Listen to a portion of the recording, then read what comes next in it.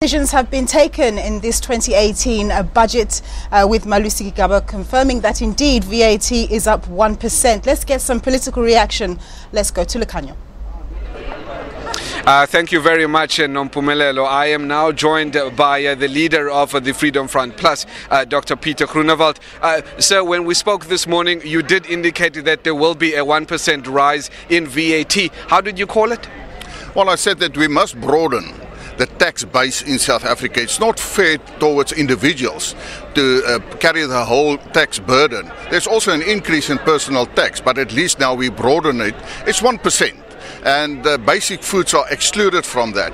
Secondly, we are worried because if you look at the economic growth rate predicted by the minister, it says 1.5% for the next financial year and about 2.1% for 2020. That is not going to create enough jobs. If you, for instance, more than 800,000 pupils leave school annually, where do they going to get the jobs? When we talk about the levy on petrol, then we also say that those levies must be ring-fenced and to ensure that it is used for what the purpose is for that. As far as free education is concerned, we say that there should also be a precondition that a student must pass its academic year before they can qualify for a further year as far as free education is concerned. Then we ensure at least that the taxpayer money are really used for what it is meant for. All right, sir, thank you very much. We really do appreciate your time. That was the leader of the Freedom Front Plus, Dr. Peter Groenewald, talking to us. Let me now cross you live to my colleague, Abra Barbia.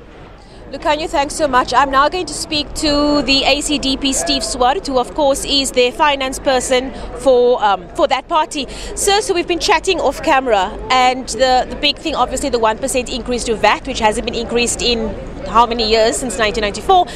And I asked you to explain to our viewers how this will impact them in their pocket as consumers. Well, we do have a new day, it's a new dawn, and it was a very tough budget. And in order to balance that budget, we believe that more could have been done to reduce government expenditure as opposed to increasing VAT of 1% and of course the fuel levy. And we also know there's an electricity price increase which will impact the poorest of the poor and all of us as consumers. We from the ACDP's side believe that we should have addressed corruption, wasteful and irregular expenditure, which runs up to 100 billion rand per year. If we do that, then it is unnecessary to increase VAT, which impacts the poorest of the poor. If VAT is to be increased by 1%, we believe that zero-rated items need to be increased, and of course the increase in social welfare pensions is marginal and needs to be greater to address the increases in VAT, fuel levy and electricity prices. Briefly, we spoke about other areas like you said, clamping down on corruption. Yes, if we were to give our anti-corruption law enforcement agencies like the Hawks, like the Asset Forfeiture Unit, the Special Investigating Unit, if we gave them additional capacity, they can recover the billions that have been wasted and stolen and through state corruption, through state capture, and this can assist in balancing the books going forward and ensure that we are on a fiscal consolidation path which will reassure our business confidence and our investors. Thank you so much. My colleague Lucanio, I see, is now standing ready with the leader of the Democratic Alliance. Lucanio, over to you. Abra, thank you very much. I'm now joined by the leader of the official opposition in Parliament, Mmusi Maimane. Mr. Maimane, thank you very much for joining us. Your overall take on the budget speech?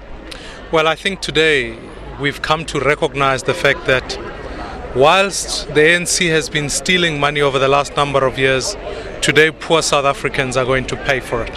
In fact, we saw today an increase in VAT which will put inflationary pressure on poor South Africans. We saw the fact that ultimately the cost of living will go up for poor people. There are cuts in education, there were cuts in housing, there were cuts to local government, cuts to provinces. This is a budget that's an assault to poor people.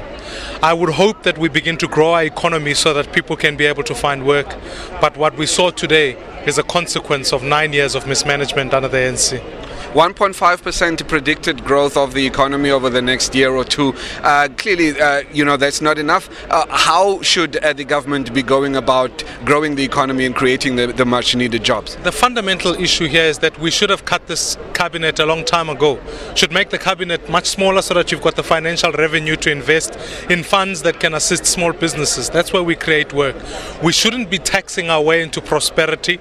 We should in fact be looking at reducing things like corporate tax so that more people can start their businesses. Relax labor legislation so that people can be employed into the market. Assist young people to be able to find work and make cities at the forefront of building infrastructure. Instead, this government has become a bloated cabinet, a drunk government with power instead, and in fact, spending more money. Today, it became very clear that they have no interest in making significant cuts in SOEs so that we can privatize some of them and free up that money so that more competition can come onto the market. This budget is an assault against poor people. Right. Mr. Malusi Gigaba, the leader of the official opposition in Parliament, which is of course the Democratic Alliance, in essence stating how very dissatisfied his party is with the budget that was delivered shortly by Mr. Malusi Gigaba. Nompu, from us, for the time being, it's over to you in studio. Thanks very much, Lucanio. Well, I'm joined in studio by two experts.